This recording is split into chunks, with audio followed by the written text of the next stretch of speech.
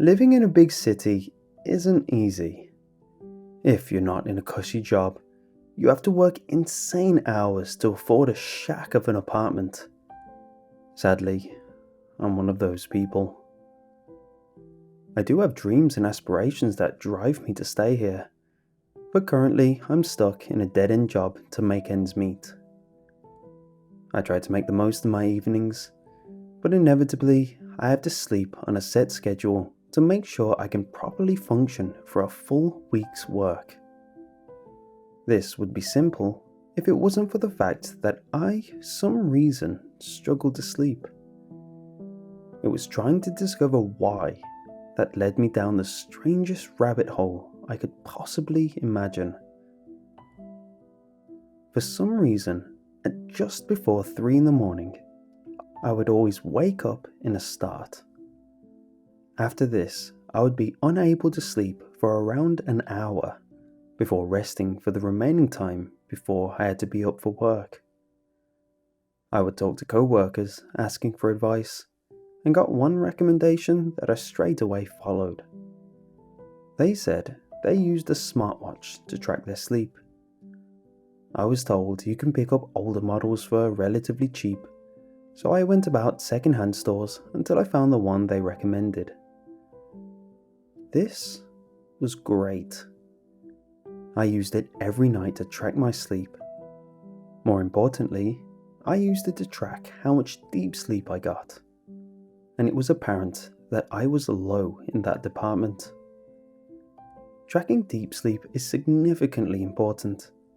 You can sleep for 8 hours, but if you don't get much deep sleep, or REM, then you can still be exhausted when you wake.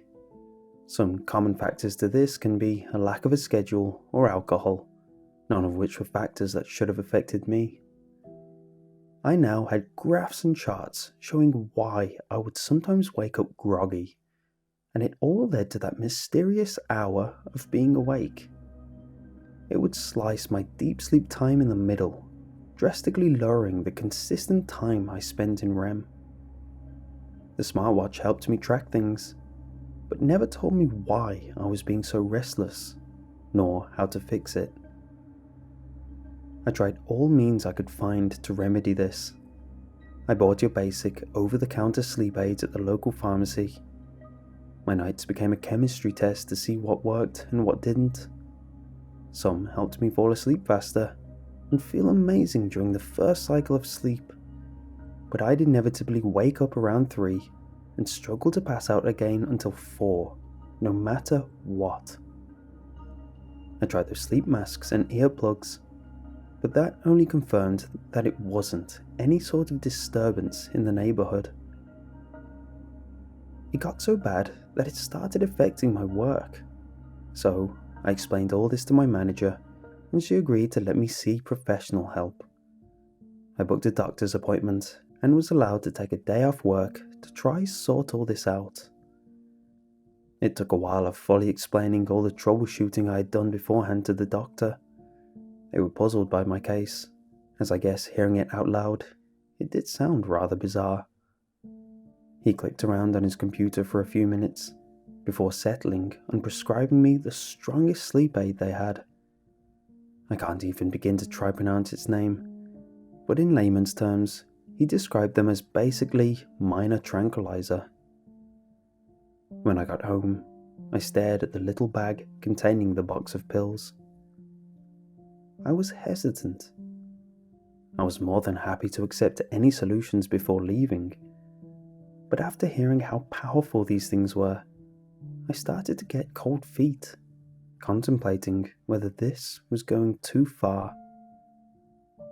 I psyched myself up that this was going to be for the best, and that I took precious time off work, so to reject these would be a slap in the face of my manager who allowed me to take an unbooked day off. I readied myself for bed and took the correct dose at the right time as instructed. That night, things were different.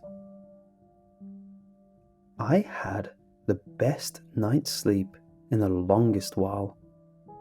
I hadn't slept through the night like that since moving to this apartment. This went on every day. I would work, get home, relax, then take my prescription and sleep through the night. Only one thing bothered me. More often than not, I would still feel a bit exhausted each day, despite the extra sleep I was getting. I was starting to feel like the problem was one I could never fix. But I decided to see if I could investigate a bit more. I checked my sleep app that my smartwatch used. Each night, I would get the full night's sleep. But despite not waking at 3 a.m., my deep sleep would end around then, and resume not long after 4 a.m. It showed activity, as if I were rolling around and moving a lot in that hour. I was baffled at this. Even while passed out, I was still restless in that hour. This left me more confused than ever before. Despite my intense investigation, I suddenly had more questions than I did answers. I decided to take a step in a different direction and investigate the physical side of things. I bought the cheapest security camera I could with a night vision mode and set it up at the right side of my bed and left it recording all night. When I woke, I remembered to turn it off. After that, I got ready for work as normal and carried on with my day. While on break, I checked my sleep app in case things were different. But no, again, at around 3 a.m., I was apparently moving around while sleeping, which continued for about an hour before abruptly ending. Work finally finished and I got home, ready to see if I could find something definitive. I popped the SD card into my computer and played the file. It started timestamped at around 10 p.m., around when I was getting ready for bed. I could see me click the camera on, stare at it for a moment, before knocking off the light and making my way to the bed. When the light flicked off, the infrared sensor kicked in, and everything was washed in a soft grey. The software that accompanied the camera automatically scrubbed through the footage, switching between various speeds depending on if movement was picked up. Sometimes it would slow the footage as I switched positions in bed, which I'd study, seeing nothing noteworthy. Then it would speed back up. 11 p.m. passed, and nothing much changed. Then midnight, then 1 a.m. At 2 a.m., I noticed a bit more stirring, but other than that, everything was fine, until the end of the hour hit. Suddenly, I watched as I first started moving erratically, like I was having an intense nightmare. Then, I started thrashing about. It's surreal watching yourself do something you don't ever remember doing, especially when it's something you feel you'd never do in any context. You feel a loss of control, despite it being in the past. I could see my body flailing around in a panic, my chest raising rapidly, almost hyperventilating. I felt sympathy watching my lifeless body suffering, which created a strange emotion knowing it was me. By then, I was watching intensely as the playback locked to a normal speed. I leaned forward in anticipation as I studied to see if I could spot what was causing this panic. If I were to hazard a guess at that moment, it looked like I was trying my hardest to wake up. However, all movements seemed to give up most of the way through. My arms would lift up, only to fall limp soon after. Visible evidence that the mild tranquilizer was doing its job. I watched as my body ragdolled and limply rolled to the right side of the bed, towards the camera. My eyes were closed peacefully, but my face was wearing signs of distress. Then, I started to see why. The closet door on the far side of the shot slowly swung open. The hollow black entryway lingered for a few moments, my mind trying to piece together how the door opened. Something long and thin slowly poked out of the closet, placing itself delicately on the floor, followed by another long appendage reaching out and gripping the doorframe. This limb pulled out a figure that sent me reeling back in shock. A strange being emerged from the closet, looking around as if a bit confused.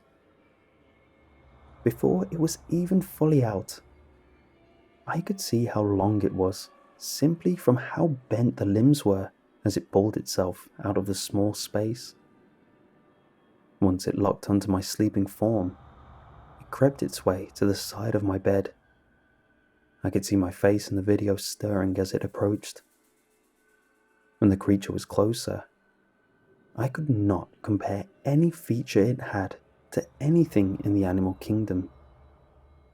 Everything about it looked off.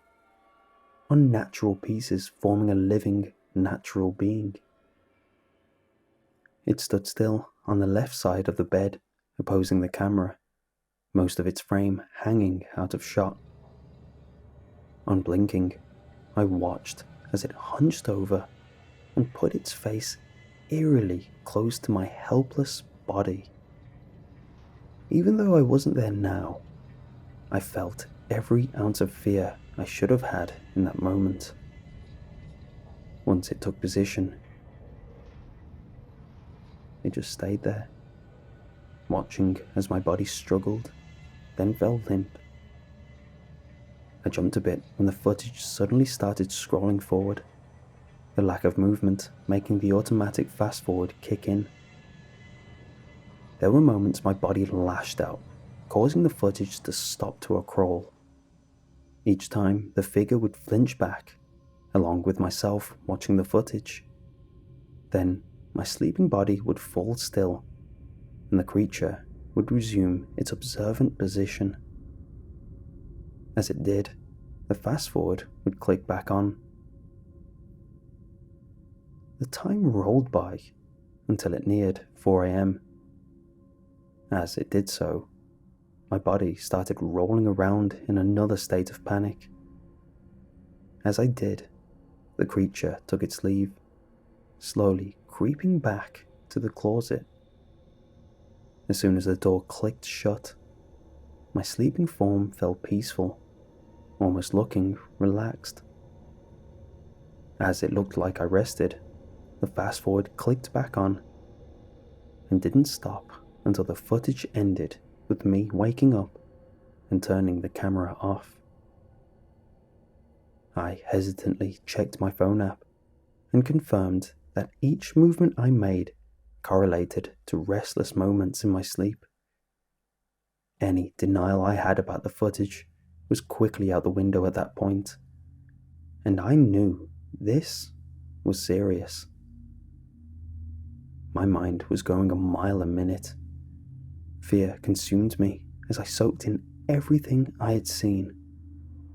My mind soon turned to the closet. I weighed up whether that creature only emerged in the witching hour of the morning, or if it was there as I stared. I was pulled out of this trance when a loud bang sounded in the room, emanating from the closet door.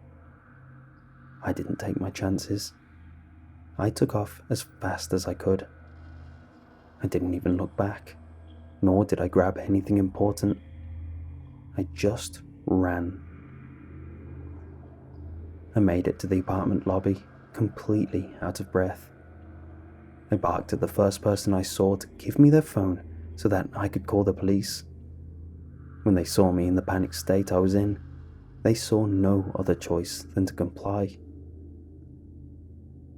I reported that someone was hiding in my closet and that I caught it on camera. I alluded that it was a person, as I wanted them to take me 100% seriously. The police hastily arrived, and I directed them to my apartment. They promptly turned the place over, looking for any sign of a break-in or unwanted residents. Sadly, they found nothing. I asked them to follow me to my computer, where I clicked around frantically, trying to pull up the file. I clicked on my storage devices, but saw nothing except the normal C drive. I furrowed my brow, trying to see where the folder went. Once it hit me, I snapped my neck to look in the SD card slot. It was empty. Because of this, along with no evidence found of foul play, the police informed me they couldn't help me. They left, giving me a half-baked assurance that they'd possibly send a spare patrol in the area that night. I was soon left alone, contemplating my options. I can't leave because I have nowhere to go, but I can't stay here because I'm afraid of what lurks in the closet. For the first time in my life, I truly have no idea what to do.